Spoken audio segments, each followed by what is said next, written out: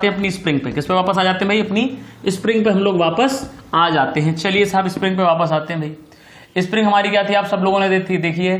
एक होती है स्प्रिंग की नेचुरल लेंथ। क्या होती है भाई? Natural length. तो मानो ये है स्प्रिंग की नेचुरल लेंथ, ये यहां तक है, this is natural length. Clear है? स्ट्रिंग जो होती थी, बहुत ध्यान सुनिएगा, स्ट्रिंग जो होती थी, स्ट्रिंग मैंने आपको बताया था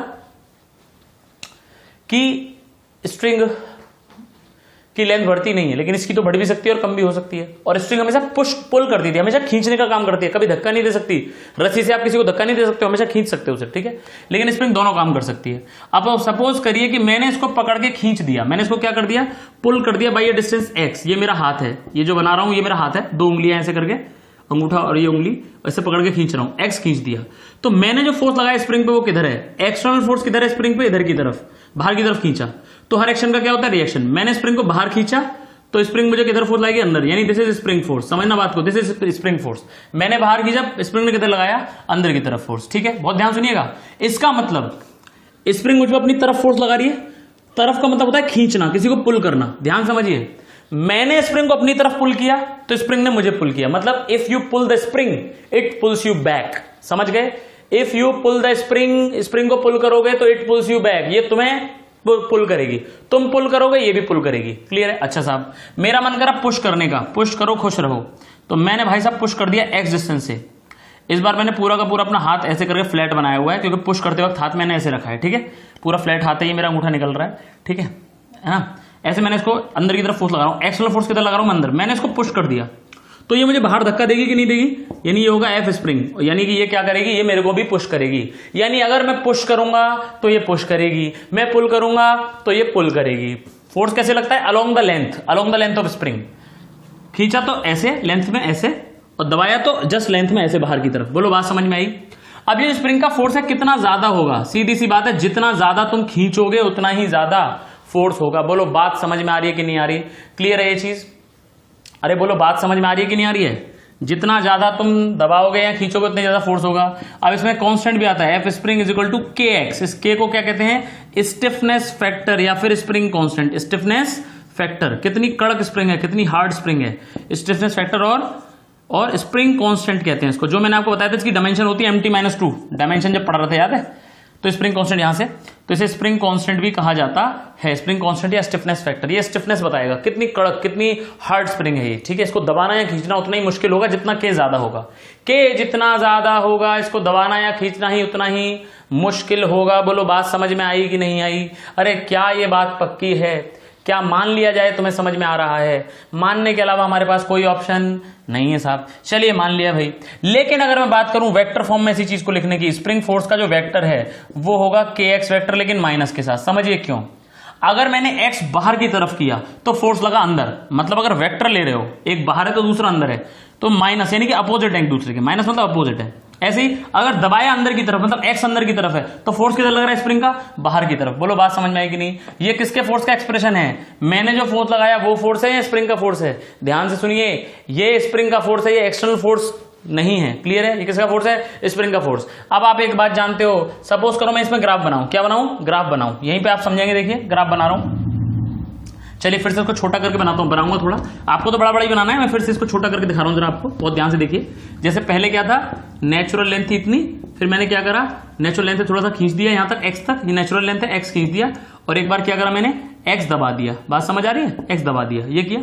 तो मैं ग्राफ बना रहा हूं, बहुत ध्यान से देखें यहां, आई थिंक आप देख पा रहे होंगे। अब मैं बना रहा हूं ग्राफ फोर्स का। ये फोर्स है और ये एक्स है, इधर प्लस एक्स है मतलब खींचना है, और नेगेटिव एक्सिस मतलब दबाना, मतलब माइनस एक्स। बात समझ में आ रही है? तो जो ग्राफ बनेगा एफ वेक्टर का वो है माइनस के एक्स, ठीक है। ये बात सबको समझ में आ रही है? आप जानते हो y बराबर एम एक्स अगर हो तो किसका ग्राफ होता है? Straight line. It is a straight line passing through origin. जानते हो ना, बता चुका हूं। y बराबर M X is a straight line passing through origin. तो एफ एक्स का जो ग्राफ बनेगा, जैसे y बराबर एम एक्स, मैचिंग है कि नहीं है? तो एक स्ट्रेट लाइन बनेगी जो ओरिजिन से जाएगी, और जिसकी स्लोप नेगेटिव है। देखो स्लोप कैसी है? नेगेटिव। तो ऐसा ग्राफ बनेगा इसका, स्लोप नेगेटिव एकदम। बोलो समझ आ रहा है कि नहीं?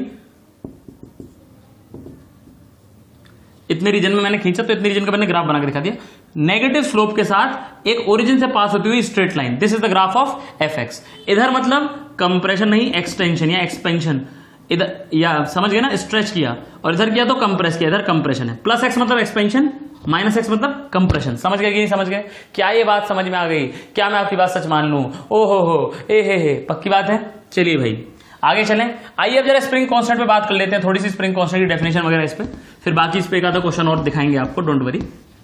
ठीक है चलिए भाई आइए जरा बात कर लेते हैं थोड़ी सी और स्प्रिंग के ऊपर, थोड़ी सी बात कर लें जरा। स्प्रिंग कांस्टेंट के ऊपर पहले बात करेंगे है ना, फिर स्प्रिंग पे वापस जाएंगे। अभी हम बात आ गए स्प्रिंग कांस्टेंट पे। तो स्प्रिंग कांस्टेंट क्या चीज है? तो आप देख रहे हैं K बराबर F/X लिखा जा सकता है ना। मतलब अगर x को आप यूनिट 1 करना चाहो, 1 यूनिट, तो फोर्स बराबर K हो जाएगा कि नहीं? क्लियर है? यानी किसी भी स्प्रिंग की लेंथ को यूनिट चेंज करने के लिए, यानी यूनिट खींचने के लिए, यूनिट दबाने के लिए जितना फोर्स चाहिए उसे क्या कहते हैं? Spring constant. बोलो बात समझ में आ रही है कि नहीं? तो इसकी डेफिनेशन लिख लीजिए फटाफट। द फोर्स रिक्वायर्ड, समझ रहे हो, x को अगर 1 कर दोगे तो F और K बराबर है, मतलब x बराबर 1 के लिए जितना फोर्स होता है उसे क्या कहते हैं? K कहते हैं। ठीक है लिख लीजिए। the force required to change या to make unit change in the length of spring, the force required to make unit change in the length of spring is known as spring constant। ठीक है अच्छा मैं लिखा होगा the force has, है ना, मैंने क्या बोला शुरू में शायद, द फोर्स रिक्वायर्ड। तो फोर्स रिक्वायर्ड का मतलब ये कि सिर्फ फोर्स का मैग्नीट्यूड देखना, डायरेक्शन नहीं देखनी। फोर्स में तो दो चीजें होती है भाई, फोर्स में कितनी चीजें होती है? दो चीज, एक उसका मैग्नीट्यूड, एक उसकी डायरेक्शन। लेकिन ये डायरेक्शन की बात नहीं कर रहा, सिर्फ मैग्नीट्यूड की बात चल रही है। क्लियर है? यानी के क्या है? के एक स्केलर है, फोर्स क्या है? एक वेक्टर है। ये फर्क है बस दोनों में। ठीक है फोर्स क्या है? तो यूनिट खींचने के लिए, यूनिट दबाने के लिए जितनी चाहिए होती है उसे ये कहते हैं। बोलो समझ में आ गया? एक क्वेश्चन लिखो जरा, फटाफट से लिखो, फटाफट से लिखिए, फटाफट से। if a spring demands 100 Newton force to make a change of 3 centimeter in length, to make a change of 3 centimeter in its length। ठीक है देखिए, find its K, find its stiffness factor या फाइंड इट्स स्प्रिंग कांस्टेंट। तो आप समझ गए K क्या होता है? F/X। कितना न्यूटन मांग रही है? 100 न्यूटन अपॉन 3 सेंटीमीटर। तो आंसर आ गया 33.33 न्यूटन पर सेंटीमीटर। और कन्वर्ट करना हो मीटर्स में तो 100 अपॉन 3 सेंटीमीटर मतलब इतने मीटर्स। तो ये आ जाएगा 10,000 अपॉन 3, मतलब 3333.33 न्यूटन पर मीटर। आंसर आ गया ये। न्यूटन पर मीटर में इसको ज्यादातर बताया जाता है। क्लियर है ये चीज? पक्की बात है। चलिए साहब लिखिए, क्वेश्चन लिखिए अगला। If spring constant is 100 newton per centimetre, लिखिए if spring constant is 100 newton per centimetre, then find to change length by 0.1 metre. X दे दिया, के भी दे दिया है, 100 न्यूटन पर सेंटीमीटर दे दिया है के। ठीक है तो मैं लिख रहा हूं, ध्यान से देखना। एफ बराबर होता है के एक्स। के क्या दिया है? 100 न्यूटन अपॉन सेंटीमीटर। एक्स दिया है 0.1 मीटर, तो इसको सेंटीमीटर में कन्वर्ट कर रहा हूं। 0.1 मीटर मतलब 10 सेंटीमीटर। तो देखो 100 newton per centimetre into 10 centimetre, centimetre cancel, answer आया 1000 न्यूटन। बोलो बात समझ में आई कि नहीं आई? अरे क्या ये पक्की बात है? बहुत ही बढ़िया। अब एक एक्सपेरिमेंटल और प्रैक्टिकल फैक्ट बताते हैं आपको। एक प्रैक्टिकल और एक्सपेरिमेंटल फैक्ट है कि देखो जितनी स्प्रिंग छोटी होगी के यानी स्टिफनेस उतनी ही कम हो जाती है। सब प्रैक्टिस में नोटिस किया गया है। मतलब फॉर एग्जांपल ध्यान समझिएगा, सपोज करो ये एक लेंथ थी इसकी L और इसका जो फैक्टर आ रहा था वो आ रहा था K। ठीक है, मान लो मैं इसके दो पार्ट कर दूं, L/2 और L/2। जितनी छोटी मैं कर दूंगा स्प्रिंग को, K उतना ही ज्यादा हो जाएगा। सॉरी शायद अभी मेरे मुंह से पहले निकल गया था कि K कम हो जाएगा, मतलब जितनी छोटी होगी उतना ही कम होगा। नहीं, जितनी छोटी होगी उतनी ही ज्यादा स्टिफ हो जाएगी, दबाने में उतनी ज्यादा मुश्किल होती है। ऐसा प्रैक्टिकली नोटिस किया गया है। ऐसा क्या किया गया है? प्रैक्टिकली नोटिस किया गया है। बिल्कुल एकदम एक्सपेरिमेंट बेस्ड स्टडी है कि अगर लेंथ आधी कर दोगे तो स्टिफनेस जो दबाने के लिए मतलब वो है वो डबल हो जाएगा। जस्ट क्या हो जाएगा? डबल हो जाएगा। क्लियर है ये चीज? पक्की बात है। हालांकि इसे समझना बहुत ही आसान है, बहुत ही आसान, बहुत ज्यादा आसान है, कोई दिक्कत नहीं है इसमें। भाई एक बात बताओ मेरे को, सपोज करो एक बच्चे हैं बहुत सारे, एक दूसरे का हाथ पकड़ के खड़े हुए हैं।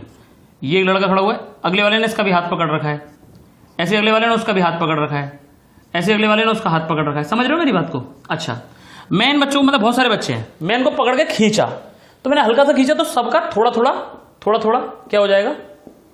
थोड़ा ये हाथ खिसक जाएगा, तो लेंथ बढ़ जाएगी इस लाइन की।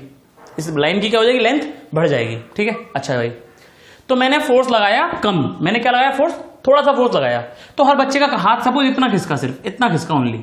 ठीक है, लेकिन हर बच्चे का हाथ इतना अगर खिसकेगा तो यहां 100 बच्चे हैं, तो इतना लेंथ में इंक्रीमेंट हो जाएगा कि नहीं? भाई हर बच्चे का हाथ थोड़ा थोड़ा खिसका, थोड़ा सा जरा सा खिसका, लेकिन मान लो 100 बार खिसका ऐसा, भाई हर बच्चे का खिसका ना उतना ही तो 100 यानी लेंथ में चेंज इतना, मतलब एकदम से लेंथ बढ़ जाएगी जल्दी से, मेरे कम फोर्स में ज्यादा लेंथ बढ़ जाएगी, बात समझ रहे हो। लेकिन अगर ये बच्चे 50 होते तो यहां से 50 आता, यानी उतने ही फोर्स से अब कम खिंचा, समझे। 100 बच्चे होते तो उतनी फोर्स से ज्यादा खिंच जाता, 50 बच्चे हैं तो उतनी फोर्स से कम खींचेगा, समझ गए। मतलब स्टिफनेस बढ़ गई, स्टिफनेस बढ़ गई मतलब कम खींच पा रही है, समझ गए कि नहीं। तो जितनी छोटी कर दोगे लेंथ, लाइन जितनी छोटी हो जाएगी उतना ही स्टिफनेस क्या हो जाएगी, ज्यादा, है कि नहीं। प्रैक्टिकली फील करने वाली बात, क्लियर है चीज। चलिए भाई, तो ऐसे करके आइए, ठीक है। जितना के को तुम जितना कम कर दोगे, लेंथ को जितना कम करोगे के उतना ही ज्यादा, और लेंथ को जितना ज्यादा करोगे के उतना ही कम। बोलो समझ में आया। अगर आधी आधी कर दी लेंथ तो ऐसे हो जाएगा, ठीक है। आइए इस पे मतलब कॉन्सेप्ट क्या है पता है, कॉन्सेप्ट ये K is inversely proportional to L, lower is the K higher, lower is the length higher is the K. जितनी छोटी स्प्रिंग उतना ही ज्यादा स्टिफनेस। बोलो बात समझ में आ गई, क्लियर है, क्लियर है। अगर मेटेरियल सेम है, फॉर सेम मेटेरियल, मतलब जैसे कॉपर की है ये है 12 लेंथ की, है L लेंथ की, दोनों एक ही मेटेरियल की हो तब बात कर रहे हैं। इसका अगर K है तो इसका कितना होगा, K/2, लेंथ डबल हो गई तो K हो गया हाफ, लेंथ डबल हो जाएगी तो K हाफ हो जाएगा, ठीक है। बोलो बात समझ में आ रही है, क्या बात पक्की समझूं, क्या मान लिया जाए, अरे सच्ची बात। चलिए साहब समझ में आ गया। आइए इस पे क्वेश्चन करते हैं जरा, आइए क्या करते हैं इस पे क्वेश्चन। अब जरा देखने एक और चीज, ये याद रखोगे ना, K प्रोपोर्शनल टू 1/L, इसको भूलने वाली बात नहीं है, इसे भूलना मत बिल्कुल भी। अब सपोज एक क्वेश्चन कर लेते हैं, पहले इस पे 1-2 क्वेश्चन करेंगे तो आपको अच्छे से फील आ जाएगा, बहुत ध्यान से देखिएगा। सपोज ये लेंथ है इसकी L, कितनी लेंथ है L। अब इसके क्या कर लिए भाई, हमने पार्ट्स कर लिए, 2 पार्ट करे, और इसकी लेंथ है 3L', इसकी लेंथ है 5L'। मतलब वो क्वेश्चन में कैसे देगा कि एक स्प्रिंग थी और लेंथ भी नहीं देगा उसकी, क्या कहेगा ध्यान सुनना। एक स्प्रिंग है, उसका स्टिफनेस फैक्टर है K, क्या बोल रहा है, a spring with spring constant A, K, a spring with spring constant K is divided into 2 parts having lengths in ratio 3:5, length का रेशो दे रखा है 3:5, समझ गए। is divided into 2 parts having length ratio 3:5, find ratio of their stiffness factors। लिखिए question, find ratios of their stiffness factors, clear है। Suppose इसको part 1 मान लीजिए, इसको पार्ट 2 मान लीजिए, इसका K1 होगा और इसका K2 होगा। क्वेश्चन पूछा गया है आपसे K1 रेशो K2, तो याद रखो तुम्हें क्या करना है, K प्रोपोर्शनल टू 1/L से K1 1/L1 के प्रोपोर्शनल होगा, K2 1/L2 के, बस ये आंसर आएगा। K1 रेशो K2 बराबर 1/L1 रेशो 1/L2। K1 की जगह 1/L लिख दो, बस दैट्स इट। K1 है तो 1/L1, K2 है तो 1/L2, दैट्स इट, खत्म हो गया क्वेश्चन। देखिए 1/3 रेशो 1/5, ठीक है, तो आ गया 5:3। बोलो समझ में आया कि नहीं आया। अरे पक्की बात है। अब मुझे पता है आप लोग क्या सोच रहे हैं, आप लोग सोच रहे हैं अरे सर इतना लंबा चौड़ा करने की क्या जरूरत है। अरे आपको पता है सीधे इनवर्सली प्रोपोर्शनल है, तो ये 3 और 5 है तो उल्टा कर दो ना 5 और 3। सर क्या सर आप भी सर उल्लू बनाते हो लोगों को, इतना लंबा लंबा करते हो। बेटा लंबा लंबा नहीं, ऐसे ही करना, बता रहा हूँ, वरना कहीं हो गया ना क्वेश्चन में गड़बड़ तो पूरे नंबर चले जाएंगे तुम्हारी होशियारी के चक्कर में। समझो ऐसा मैं क्यों कह रहा हूँ, बात ध्यान से देखना। सपोज करो तुमने अगर यही सोचा उल्टा कर देना है ना सर, रिवर्स कर देना है ना, 3 5 5 3, एक क्वेश्चन हो गया खत्म, आंसर सही आ रहा है। आंसर सही आएगा अगर 2 टुकड़े किए हैं, तो 3 टुकड़े करोगे तो आंसर सही नहीं आएगा। देखो जरा कैसे, मान लो वो कहता कि एक स्प्रिंग है, K है उसका कांस्टेंट, उसके 3 हिस्से की और तीनों की लेंथ का रेशो बता रहा है आपको 3:2:7, ऐसे इसके लेंथ का रेशो दे रखा है। किसका रेशो दे रखा है, लेंथ का। बोलो बात समझ में आ रही है। तुमने कहा सर अच्छा इनवर्स कर देना है, उल्टा कर देना है, तो लेंथ का रेशो 3:7, तो K का रेशो 7:3, ये गलत हो जाएगा, ये गलत आंसर है तुम्हारा। 2 में तो सही आता है आंसर उल्टा करके, जस्ट 2 में तो चल जाता है, 3 में नहीं होता। 3 में कैसे करना है, जैसे बता रहा हूं वैसे करना है। K1 ratio K2 ratio K3 बराबर होगा 1/L1 ratio 1/L2 ratio 1/L3। उल्टा करने का मतलब ये नहीं कि ऑर्डर रिवर्स कर दो, उल्टा करने का मतलब 1/, में लिखना है बस लेंथ को, ये समझो। तो देखो 1/L1 1/3 रेशो 1/2 रेशो 1/7, ये आएगा तुम्हारा answer. This is your answer. लेकिन ये आंसर आइडियल फॉर्म में नहीं है, ऐसे नहीं देना चाहिए। तो जब भी इसको कन्वर्ट करना हो आइडियल फॉर्म में, तो इसके एलसीएम से मल्टीप्लाई करते हैं हमेशा। क्या करते हैं, एलसीएम से मल्टीप्लाई। आंसर ये भी सही है लेकिन ये आइडियल फॉर्म में नहीं है, जैसे something ratio something ratio something, ये अपॉन में आ रहा है आंसर। तो ऐसा जब भी हो तो किससे मल्टीप्लाई करते हैं हमेशा, this is equal to 1/3 ratio 1/2 ratio 1/7 multiply by its भाई, क्योंकि डिवाइड में रेशो का मतलब एक तरीके डिवाइड है। जैसे मैं कहूं 5:3, अगर मैं पूरे रेशो को डिवाइड मल्टीप्लाई करता हूं ऊपर से 7 नीचे भी 7 से, तो कोई फर्क पड़ेगा क्या, नहीं पड़ेगा, वही काम कर रहा हूं मैं, ठीक है। तो ये जो भी हो इसे किससे मल्टीप्लाई कर दो, कोई दिक्कत वाली बात नहीं है। इसके एलसीएम से मल्टीप्लाई करो तो 7 2 और 3 का एलसीएम कितना आएगा, आई थिंक 42 आएगा क्या, या 20, हाँ 42 ही आएगा। कितना 42, तो 42 से मल्टीप्लाई करो फटाफट। तो 3 से ये जाएगा कितनी बार 14 टाइम्स, रेशो 2 से जाएगा 21 टाइम्स, रेशो ये आएगा 6 times. So this is your answer 14:21:6 is the correct answer. बोलो मेरी बात समझ में आई है? अरे क्या ये बात पक्की मान लूं? अरे क्लियर है ये चीज? अरे पक्की बात है ना? कोई गड़बड़, कोई समस्या, कोई परेशानी? पक्की बात। चलिए साहब, अब हम पढ़ने जा रहे हैं क्या? Combination of springs. क्या पढ़ने जा रहे हैं भाई? कॉम्बिनेशन ऑफ स्प्रिंग्स या कॉम्बिनेशन ऑफ के। कॉम्बिनेशन ऑफ के पढ़ने जा रहे हैं। ओके, आइए जरा देखते हैं क्या पढ़ने जा रहे हैं भाई। चलिए भाई लिखिए, कॉम्बिनेशन ऑफ स्प्रिंग्स सीरीज में लगाएंगे, पैरेलल में लगाएंगे। जैसे रेजिस्टेंस पढ़ते थे, याद है 10th क्लास में क्या पढ़ते थे? रेजिस्टेंस सीरीज में होता था R इक्विवेलेंट बराबर R1 plus R2 plus R3 up to so on. Parallel में होता था 1/R is equal to 1/R1 plus 1/R2 plus 1/R3 up to so on. Clear है ये बात? याद आ रही है कि नहीं आ रही है? बिल्कुल ऐसे ही, बिल्कुल ऐसे ध्यान से सुनिए। अगर हम सीरीज में लगा रहे हैं स्प्रिंग्स को, ये हो गया सीरीज कॉम्बिनेशन। कौन सा? ये K1 है और सपोज ये K2 है। सीरीज में लगा रहे हैं तो ध्यान सुनिए, इसका होता है 1/K equivalent equal to 1/K1 plus 1/K2। कैसे आएगा? प्रूफ करूंगा, डोंट वरी, घबराओ मत। लेकिन याद रखो, रेजिस्टेंस याद है तुमको? तुम जानते हो रेजिस्टेंस में अगर ये ऐसे करके हैं, R1 ये है और R2 ये है, सीरीज में होते थे तो क्या होता था? R1 प्लस R2 होता डायरेक्ट प्लस। और अगर पैरेलल में हो तो, पैरेलल में हो जाए तो क्या कहते थे तुम लोग कि सर ये हो जाएगा 1/R equivalent is equal to 1/R1 plus 1/R2। अरे याद है ना? यहां जस्ट उल्टा करना है, जस्ट उल्टा करना है। अगर ऐसे करके हैं K1 K2 तो 1/K इक्विवेलेंट बराबर 1/K1 प्लस 1/K2। और मान लो K3 भी लगा दो तो एक K3 भी आ जाए सीरीज में तो क्या कर दोगे? Plus 1/K3। मतलब जो यहां पैरेलल वाला फॉर्मूला होता था वो यहां सीरीज में लग जाएगा। That's it. क्लियर है? प्रूफ करूंगा, चिंता मत करो यार, टेंशन मत लो। लेकिन पहले याद रखने की ट्रिक तो सुन लो, ठीक है? अब अच्छा बताओ, क्या ये सीरीज है? क्या ये सीरीज है? दो स्प्रिंग सीरीज में है इसमें? बिल्कुल नहीं है। स्प्रिंग तभी सीरीज में होती है जब बीच में कुछ ना है, बीच में कोई ब्लॉक नहीं आना चाहिए, बीच में कोई ब्लॉक नहीं आना चाहिए। अभी आपको समझ में आ जाएगा, डोंट वरी। सीरीज किसे कह रहे हैं हम यहाँ पे, डोंट वरी। लेकिन अभी सिर्फ सुन लो, अभी सिर्फ सुन लो कि सीरीज, ये सीरीज नहीं है। सीरीज तब माना जाएगा जब बीच में कोई ब्लॉक नहीं आ रहा, लगातार स्प्रिंग के बाद स्प्रिंग के बाद स्प्रिंग है, सीरीज तभी माना जाएगा। बोलो मेरी बात समझ में आई कि नहीं आई? क्या बात मान ली जाए आपकी कि समझ में आ चुका है? समझाऊंगा अलग, लेकिन अभी सुन लो सिर्फ कि यार हाँ, इसको सीरीज नहीं कहते। सीरीज तभी है जब बीच में कुछ नहीं आ रहा, लगातार ऐसे। तो इसको बनाना और इसको क्रॉस करना, दिस इज नॉट सीरीज लिखिएगा, this is not series, this is not series. और चाहो तो ये भी लिख सकते हो, दिस इज पैरेलल। याद रखें ये कैसा कॉम्बिनेशन है? पैरेलल कॉम्बिनेशन है। अब आप सोच रहे हो, सर पैरेलल तो कहीं से भी नहीं लग रहा है मुझे, बिल्कुल भी नहीं लग रहा सर। चिंता मत करो, I will prove it to you in some time, give me some 2 or 3 minutes, मैं कर दूंगा प्रूफ। लेकिन अभी क्या लिख लो इस पे कि ये पैरेलल कॉम्बिनेशन है, ये सीरीज कॉम्बिनेशन नहीं है। बहुत अच्छी बात है, आगे बढ़ूं, पक्की बात है। चलिए साहब, बहुत ही बढ़िया, बहुत ही सुंदर। सीधे अभी तो सिर्फ फॉर्मूला बता रहा हूं मैं तुम्हें, अभी कुछ समझाया नहीं मैंने तुमको, सिर्फ फॉर्मूला रटाया है कि कैसे रटना है। अच्छा भाई, क्या ये ये दोनों पैरेलल में हैं? जी हाँ, बिल्कुल पैरेलल में। ये ब्लॉक लगा हुआ है, ये दोनों पैरेलल में आ रही है कि नहीं? एक के नीचे एक, हाँ बिल्कुल आ रही है। ये K1 है और ये K2 है। चाहो तो तुम तीसरी भी लगा लो, K3 लगा लो, कोई दिक्कत वाली बात नहीं है। क्या करते हैं, जो यहां सीरीज में होता था रेजिस्टेंस में, वो यहां पैरेलल में होता है। तो तुम कहोगे बहुत आसान है सर, K इक्विवेलेंट बराबर K1 plus K2 plus K3। बस इतना ही समझाना था मुझे आपको, मतलब इतना ही रटाना था। अब समझते हैं चीजों को, अब क्या करेंगे समझेंगे। तो पहले तो इसे लिख लो फटाफट से कि ऐसा है तो ऐसा है और ऐसा है तो ऐसा है। और वो चीज बता दी मैंने कि वो सीरीज नहीं थी, वो पैरेलल थी, अभी बताई जो, ठीक है? तो ये चीज आपको बस याद रखनी है, ठीक है? अब जरा मैं समझा रहा हूं आपको आखिर यहां सीरीज का मतलब क्या है और आखिर यहां पैरेलल का मतलब क्या है, ठीक है? जैसे फॉर एग्जांपल यहां पे हम क्या कहते थे, दो रेजिस्टेंस तब सीरीज में होते जब उनमें करंट क्या होती थी, सेम। मानते हो कि नहीं मानते हो? दो रेजिस्टेंस कब सीरीज में होते थे? जब दोनों में करंट क्या हो, सेम। ऐसे दो रेजिस्टेंस पैरेलल में कब होते थे? जब दोनों का वोल्टेज क्या हो, सेम। है कि नहीं? बिल्कुल ऐसे। यहां पे क्या रूल है, ध्यान समझिए। दो स्प्रिंग सीरीज में कहलाएंगी, लिखिए फटाफट। Springs are called to be in series, springs are called to be in series if force in them is same, if force in them is same. Clear है? अगर उनमें फोर्स सेम है, क्या same है? फोर्स। जैसे current same थी तो resistance होते थे सीरीज में, ऐसे ही अगर फोर्स सेम है तो स्प्रिंग क्या कहलाती है, सीरीज में। बोलो मेरी बात समझ में आई कि नहीं आई? क्या पक्का समझ में आया? दोनों में अगर फोर्स सेम हुआ तभी कहेंगे हम सीरीज में है। क्लियर है ये चीज? पक्की बात है, बहुत बढ़िया, ठीक है? अच्छा, जो हेडिंग जहां पे डेट लिखते हैं ऊपर कॉपी पे, वहां लिख लेना ideal spring is always massless. लिख लीजिए, ideal spring is always massless. वैसे भी आप देख ही रहे हैं, हम जितनी भी चीजें आइडियल पढ़ रहे हैं उसे क्या ले रहे हैं हम, मासलेस ले रहे हैं। आइडियल स्प्रिंग को कैसा लेते हैं, इसलिए हम मासलेस। क्लियर है? अच्छा, अब एक बात बताओ, अब मैंने तुमसे कहा ये तीनों सीरीज में है, तो आखिर किस बेसिस पे कह रहा हूं मैं सीरीज में? बहुत ध्यान सुनना।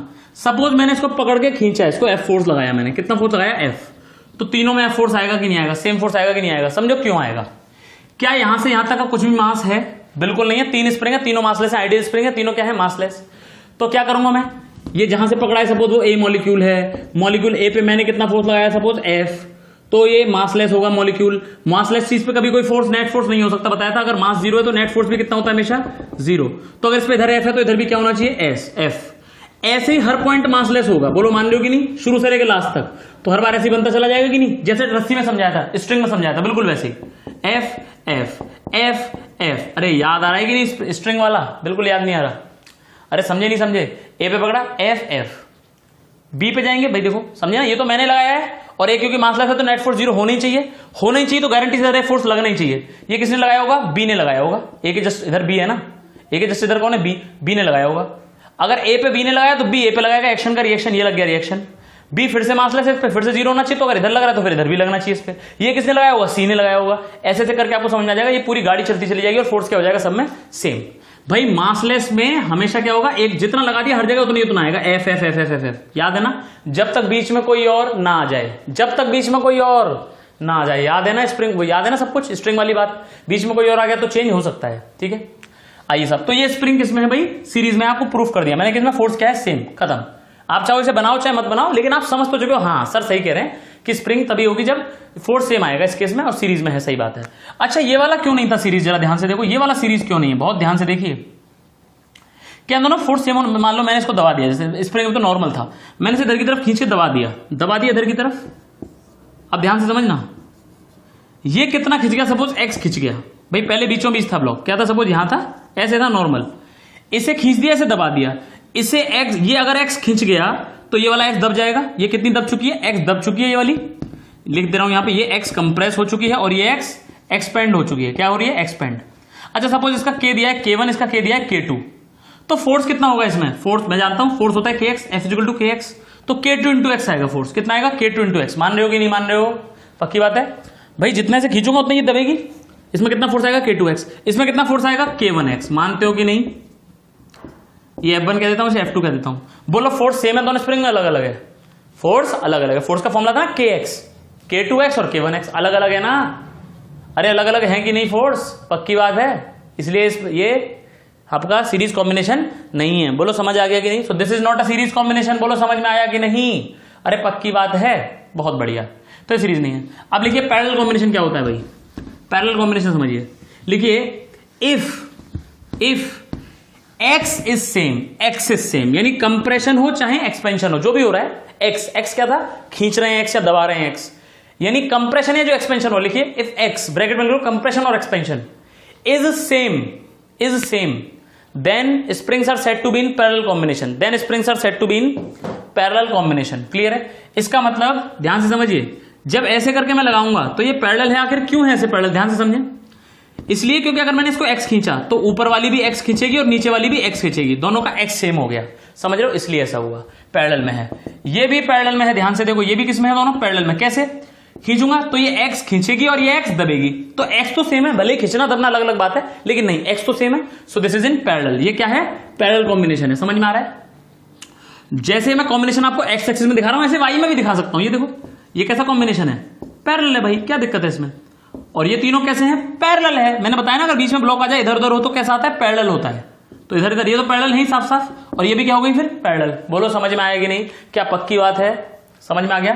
तो बहुत ध्यान सुनिए, जब फोर्स सेम है तो क्या होगा, सीरीज, एक्स सेम है तो क्या होगा, पैरेलल। जैसे करंट सेम होती थी तो सीरीज, वोल्टेज सेम होता था तो पैरेलल। ऐसे यहां एफ सेम है तो सीरीज, एक्स सेम है तो पैरेलल। बोलो समझ में आएगी नहीं। छोटे छोटे क्वेश्चन करेंगे, प्रूफ करूं क्या, जो फॉर्मूले बताएं, 1/k इक्विवेलेंट बराबर 1/k1 प्लस 1/k2 और k इक्विवेलेंट बराबर k1 प्लस k2, एक सीरीज का और एक पैरेलल का।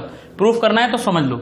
चलिए प्रूफ भी कर देते हैं, उसके बाद ही क्वेश्चन करेंगे, या इस वीडियो में प्रूफ कर लेते हैं, नेक्स्ट वीडियो से क्वेश्चन कराएंगे। प्रूफ कर लेते हैं, चलिए सीरीज वाले का प्रूफ क्या है भाई, तो 2 के लिए कर दे रहा हूं, बाकी 3 जितना करना हो आप खुद कर सकते हो, ठीक है। चलिए साहब करते हैं, प्रूफ कर रहे हैं भाई। मैंने यहां से एक फोर्स लगाया, सपोज खींचा, इसको पकड़ के मैंने क्या करा, खींचा सपोज, तो ये दोनों क्या, इन दोनों का एक्स सेम होगा। तो मैं ऐसा लगता है कि जितनी ये खींचेगी उतनी ये खींचेगी, ऐसा कोई जरूरी नहीं है। अगर ऐसा होता, पैरेलल में होता है वो, तो पैरेलल होता तो जितना ये दबेगा उतना ये खींचेगा, है कि नहीं। तो ये किसमें होता है, पैरेलल में। सीरीज में क्या सेम होता है, फोर्स। तो ऐसा कुछ नहीं है, थोड़ी ये खींचेगी थोड़ी ये खींचेगी, कुल मिला के हो जाएगा कुछ ना कुछ। बात समझ आई है। सपोज इसका K1 ले लेते हैं, इसका K2 ले लेते हैं, थोड़ी सी ये खींचेगी और थोड़ी सी ये खींचेगी, है कि नहीं। दोनों सेम खींचने की कोई गारंटी नहीं है, गारंटी नहीं है, मे बी अगर दोनों के के सेम हो जाए ना तो बराबर खींच जाएंगी दोनों, लेकिन नहीं तो हम तो कहेंगे भाई ये कुछ x2 खींचेगी, सपोज ये कितनी खींचेगी x1। मेरी बात समझ पा रहे हो कि नहीं? थोड़ी ये खींचेगी, थोड़ी ये खींचेगी। अब बहुत ध्यान से मुझे निकालना है इसका इक्विवेलेंट। क्या निकालना है? इक्विवेलेंट। मतलब मुझसे क्या पूछा जा रहा है, इन दोनों पे डालो पर्दा और इनकी जगह अकेली बनाओ। के इक्विवेलेंट पूछ रहा है आपसे, इन दोनों का इक्विवेलेंट जो बनेगी उसका बताओ। ठीक है, इक्विवेलेंट का क्या मतलब होता है? जो यहां हो वही यहां हो। मानते हो कि नहीं मानते हो? इक्विवेलेंट का क्या मतलब होता है भाई? तुमने कहा सर इन दोनों का के इक्विवेलेंट बताओ, मतलब इन दोनों की जगह अगर एक स्प्रिंग बनाऊं तो उसका के क्या होना चाहिए, ये तो पूछ रहे हो। इक्विवेलेंट का क्या मतलब है? इन दोनों की जगह एक बनाऊं तो उसका क्या होना चाहिए। इस कॉम्बिनेशन का रिजल्टेंट आ रहा है ये, इस कॉम्बिनेशन का रिजल्टेंट। और रिजल्टेंट है मतलब दोनों एक ही चीज होनी चाहिए, मतलब दोनों पे एक जैसी चीज होनी चाहिए। तो ध्यान समझिए, सपोज मैंने यहां लिखा f बराबर के इक्विवेलेंट इनटू x। मानते हो कि नहीं? अगर इसकी लेंथ f फोर्स लगाया तो इसकी लेंथ सपोज x बढ़ गई, कितनी बढ़ गई? x। तो f कितना होगा? kx, और k की जगह के इक्विवेलेंट यहां ये लिखा मैंने, वहां लिख रहा हूं f इज इक्वल टू, बहुत ध्यान से, बहुत ध्यान से, सपोज ये बढ़ती है क्या? x2 बढ़ गई है और ये बढ़ गई कितनी? x1। समझ रहे हो? इसमें कितना लेंथ चेंज हुई? x2। इसमें कितना लेंथ चेंज हुई? x1। और इक्विवेलेंट में मैंने कितना मानी है? x। तो समझना क्या ये बात सही है? x बराबर x1 प्लस x2। आप नकार नहीं सकते, बात बिल्कुल सही है। अगर ये दोनों इक्विवेलेंट होना चाहते हैं, दोनों एक ही सिचुएशन बनाए अगर हम लोग, तो सीधी बात है अगर ये स्प्रिंग x बढ़ रही है मतलब ये पूरा x बढ़ेगा मिलकर के, हाँ या ना? मैं देखो क्वेश्चन क्या है। क्वेश्चन आपसे ये पूछा, दो स्प्रिंग्स हैं K1 K2, दोनों ऐसे करके लगी हुई हैं, इनका इक्विवेलेंट कितना होगा? इक्विवेलेंट का क्या मतलब होता है कि अगर मैं सेम फोर्स यहां लगाऊं और वही फोर्स यहां लगाऊं तो इफेक्ट दोनों एक जैसे हो, वही तो होता है इक्विवेलेंट का मतलब। बिल्कुल, इफेक्ट एक जैसे का मतलब यहां अगर x खींचे तो यहां भी x खींचे। यहां कितना माना मैंने? x खींचा, और यहां कितना माना? ये खींची x2, ये खींची x1, तो टोटल कितनी खींची है? x1 plus x2। तो दोनों सेम होने चाहिए ना, x और ये x। इसमें कितना खींचा? x, इसमें कितना खींचा? x1 plus x2। इक्विवेलेंट होने के लिए दोनों सेम होने चाहिए कि नहीं? यानी x should be equal to x1 plus x2 for equivalent. मानते हो कि नहीं मानते हो? फॉर इक्विवेलेंट क्या होना चाहिए? x should be equal to x1 plus x2। अच्छा, अब आप लोग एक चीज जानते हो, f बराबर kx होता है तो x को लिखा जा सकता है f अपॉन k। x को क्या लिख सकते हैं? f upon k। तो यहां से देखो x को लिख सकते हैं f अपॉन k इक्विवेलेंट लिख सकते हैं, तो लिख रहा हूं मैं यहां पे, it is f upon k equivalent. ये प्रूफ किसी काम का नहीं है ना, कहीं पूछा जाएगा, पर आपका मन होगा तो मैं कर दे रहा हूं, f upon k equivalent. x1 को क्या लिख सकते हैं इसमें? बहुत ध्यान से बताना, क्योंकि ये सीरीज में है और मैंने आपको जब भी सीरीज में होता है तो फोर्स क्या होता है? सब जगह सेम। जो फोर्स यहां है वो हर पॉइंट पे फोर्स f ही होगा, याद है ना? ये बताया था f इधर, f इधर, f f f f f, याद है ना? पूरे में फोर्स क्या होता है? सेम, क्योंकि मासलेस है, याद आ गया कुछ कुछ? ये बताया था भाई, पूरे फोर्स क्या होगा? सेम। तो इसमें फोर्स कितना है? सेम भाई, f ही है। तो f बराबर कितना होगा? k1x1। मानते हो कि नहीं? इसके लिए लिख रहा हूं f बराबर k1x1। इसके लिए लिखूं तो फोर्स भाई होगा f और ये होगा k2x2, क्योंकि f बराबर kx फॉर्मूला होता है। तो यहां से x1 कितना आएगा? f upon k1। ध्यान से देखो, वहां लिख रहा हूं f अपॉन k1। क्लियर है? यहां से और यहां से x1 x2 और x की वैल्यू वहां पुट कर रहा हूं, समझना। इक्वेशन 1, इक्वेशन 2, इक्वेशन 3, समझना ध्यान से। Equation number 1, equation number 2, equation number 3, equation number 4, 1 2 3 से वैल्यूज रख रहा हूं 4 में। यह आएगा f अपॉन k1 और ये आ जाएगा f अपॉन k2। बोलो बात समझ में आ रही है कि नहीं? पक्की बात है। f कॉमन आके कैंसिल हो जाएगा, प्रूफ हो गया 1 upon k1, 1 upon k equivalent बराबर 1 upon k1 plus 1 upon k2। अरे बोलो बात समझ में आई कि नहीं आई? तो ये तुम्हारा सीरीज कॉम्बिनेशन क्या हो गया भाई? प्रूफ हो गया। अरे क्लियर है ना ये चीज? चलिए साहब, अब पैरेलल वाले को प्रूफ करते हैं भाई। पैरेलल वाला प्रूफ कर लेते हैं। आइए साहब, 2 के लिए कर लिया, 3 के लिए भी ऐसे हो जाएगा। अच्छा, पैरेलल वाला सपोज ये k1 है साहब और ये क्या है साहब? k2 है। अच्छा, मैंने इस पे f फोर्स लगा के खींच दिया इसको, चाहे तो आप ब्लॉक ले लो, चाहे तो ऐसे जोड़ दो बस इनको। मैंने इस पे f फोर्स लगाया, सीधी बात है, मुझे इसका इक्विवेलेंट निकालना है। मतलब इनकी जगह अगर एक स्प्रिंग हो, उसका हो k इक्विवेलेंट, तो क्या होगा? इक्विवेलेंट का मतलब सेम फोर्स लगाऊंगा तो इसमें उतना ही खिंचाव आना चाहिए जितना इन दोनों में आएगा। तो सपोज ये खींची x, ये मैं यहां से यहां ले आया, तो ये भी x खींची और नीचे वाली भी x खींची। खींची कि नहीं खींची? पक्की बात है, क्लियर है चीज? बहुत अच्छी बात है। और ये भी कितनी खींचनी चाहिए? x ही खींचनी चाहिए। जब ये x खींची है तो ये भी x ही खींचना चाहिए। सेम, इक्विवेलेंट का मतलब यही होता है। तो यहां लिखोगे आप f is equal to k equivalent into x। मानते हो कि नहीं मानते हो? पक्की बात है। अब जब इसका एफबीटी बना रहा हूं, मैंने इधर से कितना लगा रखा है? f। ऊपर वाली स्प्रिंग फोर्स लगेगी क्योंकि तुमने इसे पुल करा, देखो ऊपर वाली ऐसे है ना, ऊपर वाली को पुल किया तो वो तुम्हें भी पुल करेगी, नीचे वाली को भी आपने पुल किया तो वो भी तुम्हें पुल करेगी। ऊपर वाली का फोर्स k1 इंटू एक्स होगा, f1। ऊपर वाली का फोर्स f1 होगा, k1 इंटू एक्स। फॉर्मुला होता है ना फोर्स का, kx। स्प्रिंग फोर्स क्या होता है? kx, तो k1x। ऐसे नीचे वाली का फोर्स f2 होगा, जिसे हम कहेंगे k2x। मानते हो कि नहीं? और क्योंकि बैलेंस है, अब यहां पे अगर रुक गया ना, फोर्स लगाया था रुक गया, तो फोर्स f बराबर f1 प्लस f2। जितना लेफ्ट है, जितना लेफ्ट में उतना ही राइट में है, तो हम कहेंगे f बराबर f1 प्लस f2। बैलेंस होगा कि नहीं? इस तरीके से बोलो, पक्का समझ में आ रहा है? सो F बराबर F1 प्लस F2, इस दोनों ने इसको बैलेंस कर रखा है, क्लियर है। F की वैल्यू यहां से रखो K equivalent into X, K equivalent into X, F1 की value K1 into X, F2 की value K2 into X, K2 into X, X से एक्स क्या हो गया, कॉमन आ गया, cancel, K equivalent is equal to K1 plus K2, hence proved. बोलो बात समझ में आ गई कि नहीं आ गई, क्लियर है ये चीज। अरे पक्की बात, क्या सोच लिया, क्या समझ लिया, बहुत ही बढ़िया, बहुत ही उम्दा, बहुत ही आलीशान, बहुत ही शानदार। ये हमने पढ़ लिया है आज कि पैरेलल कॉम्बिनेशन कैसे हुआ, सीरीज कॉम्बिनेशन कैसे हुआ, उसका फॉर्मूला क्या है। अब पैरेलल और सीरीज के कॉम्बिनेशन के जो क्वेश्चंस हैं वो हम नेक्स्ट क्लास में ही जस्ट स्टार्ट करेंगे इसके बाद, ठीक है। उसके बाद फिर एफबीडी वाले क्वेश्चंस करेंगे स्प्रिंग पे। अभी हम स्प्रिंग पढ़ रहे थे लेकिन हम बीच में स्प्रिंग फैक्टर की तरफ मुड़ गए, अब हम स्प्रिंग फैक्टर को खत्म करके आगे बढ़ेंगे अब, ठीक है। तो स्प्रिंग फैक्टर के बाद कुछ क्वेश्चन बचे हुए हैं सीरीज और पैरेलल कॉम्बिनेशन के, उसके बाद फिर स्प्रिंग पे जाएंगे दोबारा।